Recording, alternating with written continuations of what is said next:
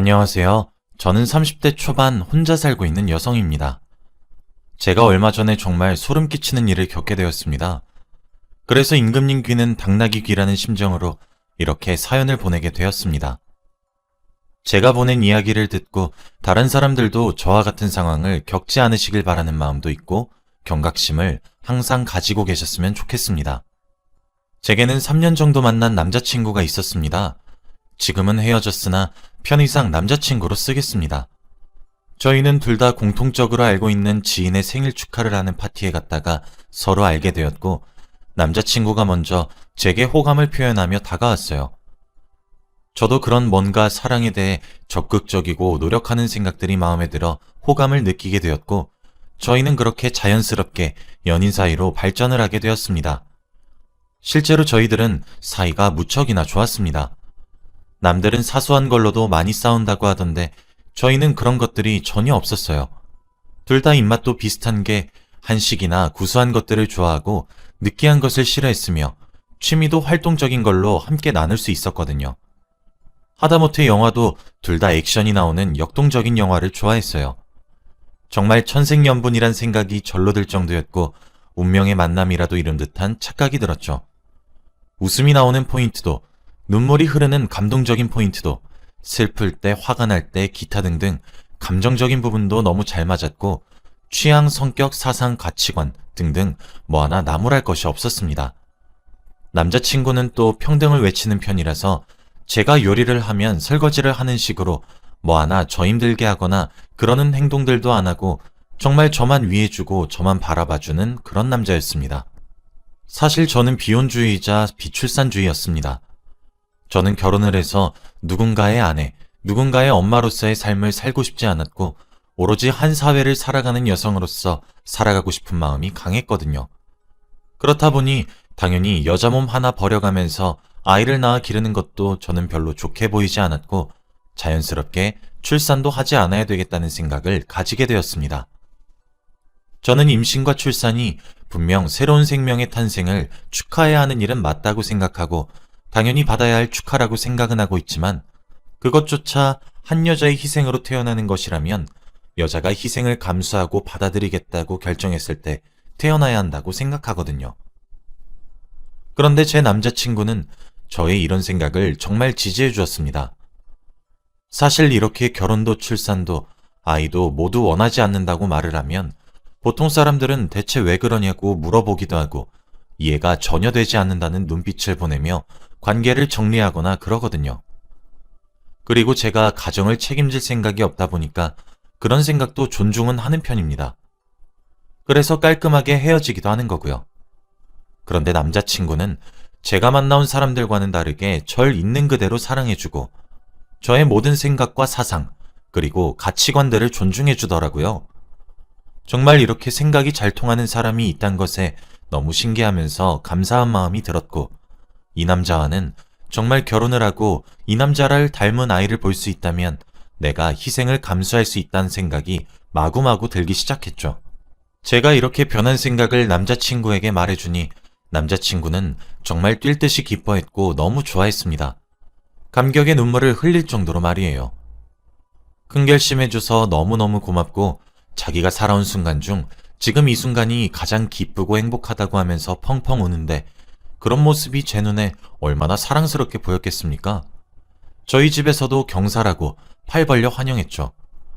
결혼도 하지 않고 혼자 살겠다고 아이는 기대도 하지 말라고 못을 탕탕 박은 딸내미가 뒤늦게라도 결혼해서 아이도 낳고 알콩달콩 살겠다고 하니까 부모님이 얼마나 기뻐하셨겠습니까? 당연히 양가에서 저희가 결혼을 하겠다고 선언을 하자마자 빨리 보내야 되겠다고 결혼 준비를 서두르셨습니다. 상견례는 물론이고 예식장과 스튜디오와 드레스 컨택 등등 모든 것이 일사천리로 진행이 되었어요. 저도 그런 부모님의 신난 모습을 보고 있으니 저도 괜시리 죄송스러운 마음이 들더라고요. 부모님이 이렇게 좋아하시는 모습을 본 것이 처음이라서 죄송스럽기도 했고 뒤늦게 효도하고 있다는 생각이 들어서 뿌듯하기도 했고 뭐 그랬네요. 그렇게 드레스를 맞추고 스냅 사진을 찍었습니다. 저희는 청첩장을 좀 늦게 준비해서 이제 청첩장만 나오면 되어서 그걸 기다리고 있는 상황이었습니다. 이미 저희는 오래 만나기도 했고 그래서 살림도 먼저 합쳤죠. 원래 혼자 지내고 있었던 제가 지내고 있던 작은 아파트에서 살기로 했고 양가의 경제적 지원은 받지 않기로 했어요. 솔직히 사귀면서도 남자친구가 저희 집에 자주 놀러 오기도 했고 몇 번 자고 가기도 해서 반동거처럼 지내긴 했어서 별로 막 색다르거나 하진 않았죠. 그냥 이제와는 달리 자고 간다는 것이 합법이라서 좋다. 뭐 이 정도의 느낌이었던 것 같고 남자친구의 짐이 본격적으로 저희 집에 하나둘씩 들어오는 느낌이었어요. 침대만 좀 큰 사이즈로 바꾸고 살림살이도 뭐 제가 쓰던 거 계속 사용하기로 했죠. 그러던 어느 날이었습니다. 남자친구와 함께 잠을 자고 있었는데 남자친구에게 전화가 한 통 걸려오더라고요. 남자친구에게는 20년도 넘은 정말 친한 친구가 한 명 있었는데 그 친구의 아버지가 돌아가셨다는 전화였습니다. 소중한 친구여서 그런지 남자친구는 전화를 받자마자 바로 가겠다고 했고 옷만 갈아입고 상을 치르는 것을 도와주게 될 것 같으니 3일 정도 못 들어오겠다고 제게 설명을 하더라고요. 그런데 저도 3년이란 시간 동안 남자친구를 만나오면서 그 친한 친구분의 얼굴을 보지 못했던 것도 아니고 종종 남자친구가 친구분을 설명할 때 형제 같은 친구라고 몇 번씩이나 언급했었어가지고 저도 쿨하게 보냈습니다. 제가 남자친구였어도 똑같이 행동을 했을 것 같았거든요. 그렇게 남자친구가 없는 동거 생활을 하고 있었습니다. 합법적인 동거를 시작하고 처음으로 남자친구 없는 침대에서 자게 되었어요. 그래서 그런 것인지 아니면 마음가짐이 달라져서 그런 것인지 참 싱숭생숭하더라고요. 뒤척이다 겨우겨우 잠에 들었는데 갑자기 제게 전화가 걸려오더라고요. 전화 발신인을 보니 저희 부서 팀장님이셨습니다. 제가 다니고 있는 회사는 해외를 대상으로 사업을 하는 회사입니다.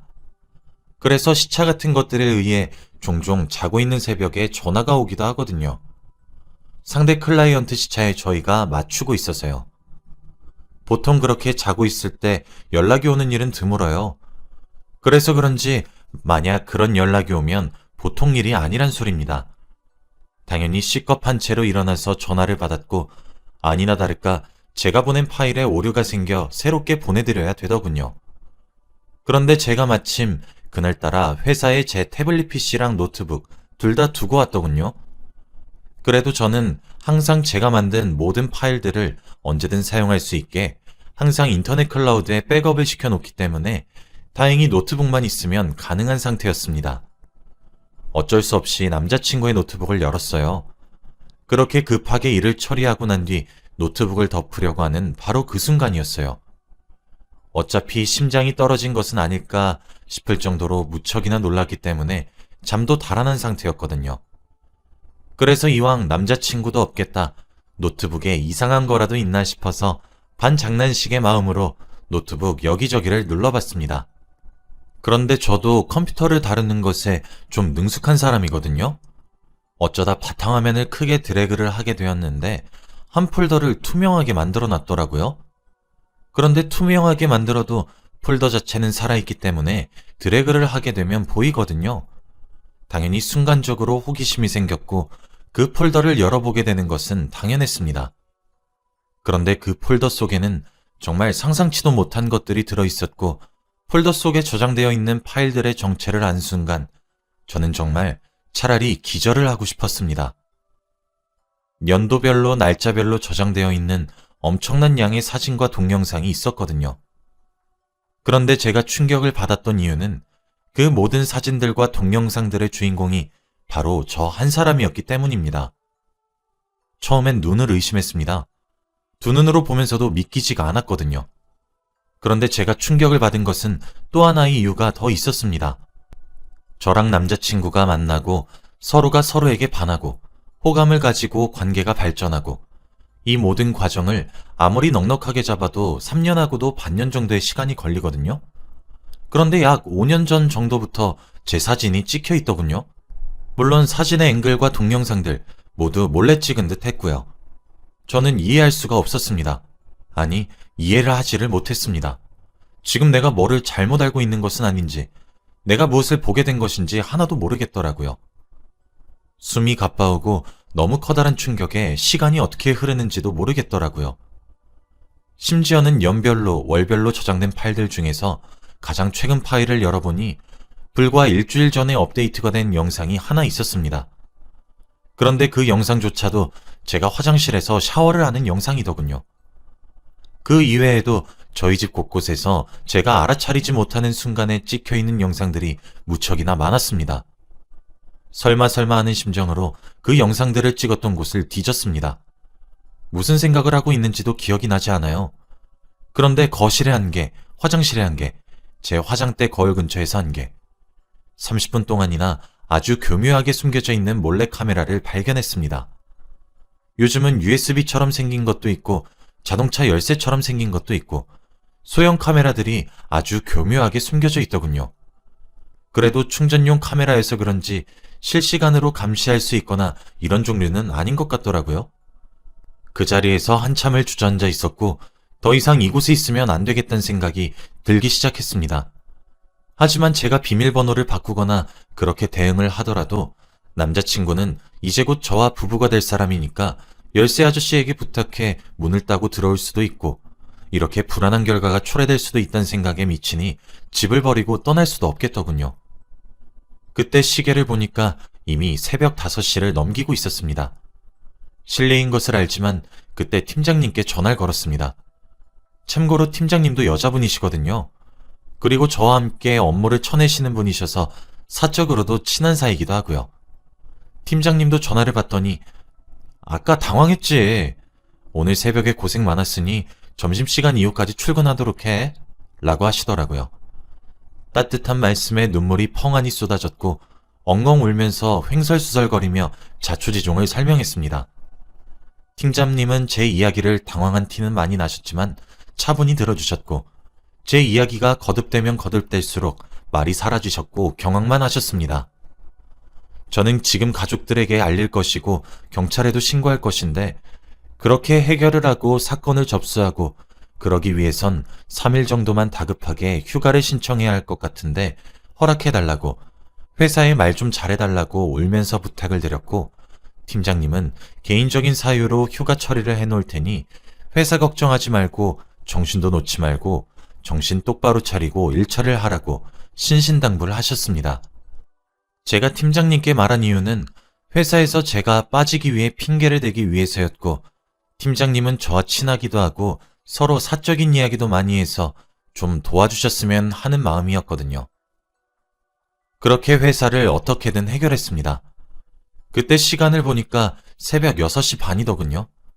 저는 남동생에게 전화를 걸었어요. 남동생은 누나 하면 껌뻑 죽습니다. 저와 나이 차이는 별로 나지 않는데 제가 워낙 어렸던 시절부터 우쭈쭈 해주고 업어 키우다시피 했었거든요. 어머니와 아버지가 일이 너무 바쁘셨기 때문에 제가 항상 밥도 해먹이고 그래서 제가 두 번째 엄마라고 봐도 될 정도로 동생을 잘 돌봤거든요. 그래서 그런지 동생도 저를 너무 잘 따르고 누나 말 한마디면 끔뻑 죽는 신용도 할 정도로 우리 남매 사이는 우애가 아주 좋습니다. 그런데 아침 대바람부터 결혼 앞둔 누나가 엉엉 울면서 대성통곡을 하면서 전화를 자신한테 거니 제 동생도 얼마나 놀랐겠습니까? 당장 제가 지내고 있는 곳으로 온다고 했고 동생을 기다렸어요. 차마 부모님께는 수치스러워서 알리질 못하겠더군요.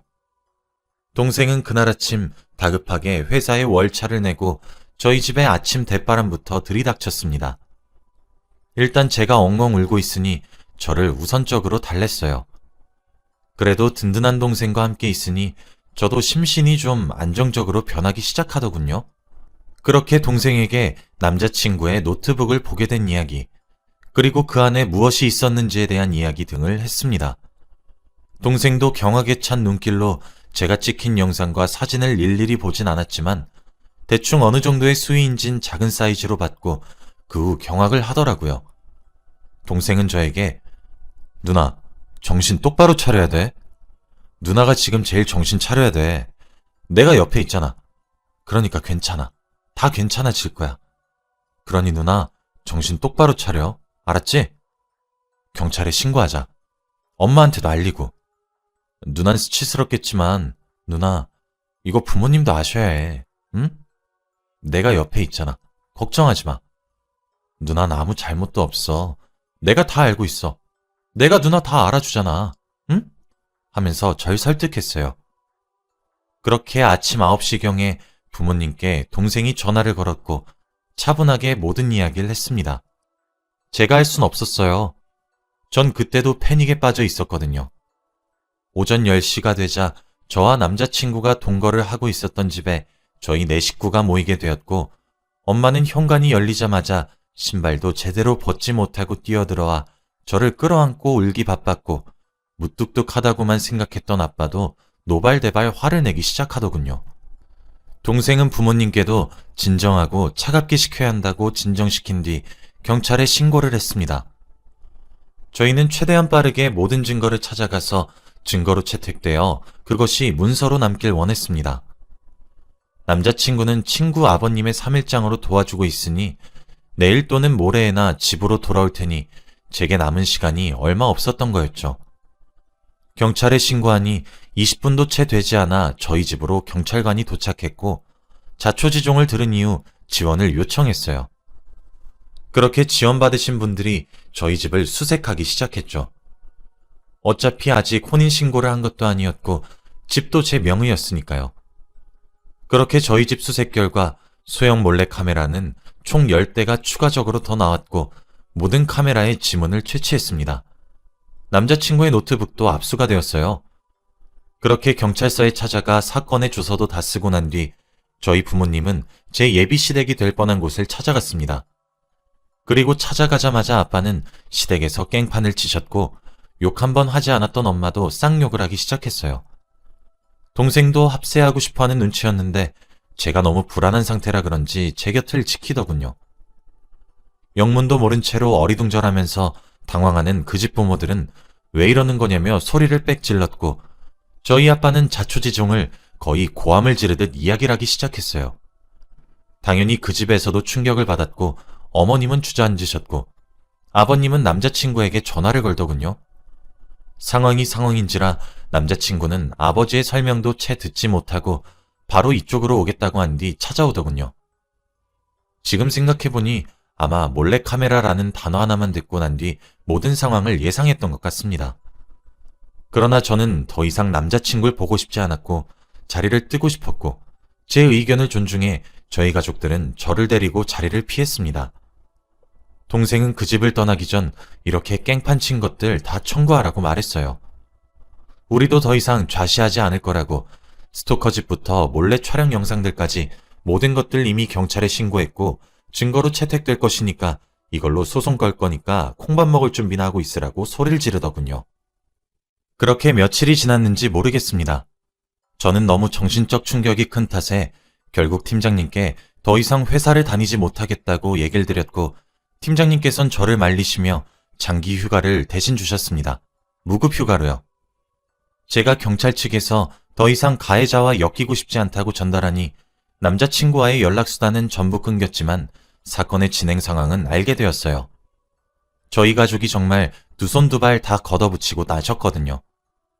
남자친구는 5년 전 어느 날 저를 길에서 스치다 만났고 그때 한눈에 반하게 되었고 스토킹을 시작했다고 하더군요. 그리고 생일 파티를 했던 지인도 저와 만나기 위해 계획적으로 접근을 했던 거였고 저에게 대시하고 연인 관계로 발전한 이후에도 음침하게 저의 일거수일투족을 감시하고 있었던 거였습니다. 결국 결혼은 당연히 취소되었고 모든 피해 보상을 남자친구에게 청구하는 것은 당연했고 형사와 민사 두 방법으로 소송을 걸었고 남자친구는 결국 징역을 살게 되었습니다. 저는 지금은 팀장님의 배려를 받으며 직장을 다니고 있지만 공황장애와 불면증이 생겼고 정신과를 다니며 심리치료를 병행하고 있으며 약 없이는 가까운 곳도 외출하지 못할 정도로 심각한 타격을 입게 되었습니다.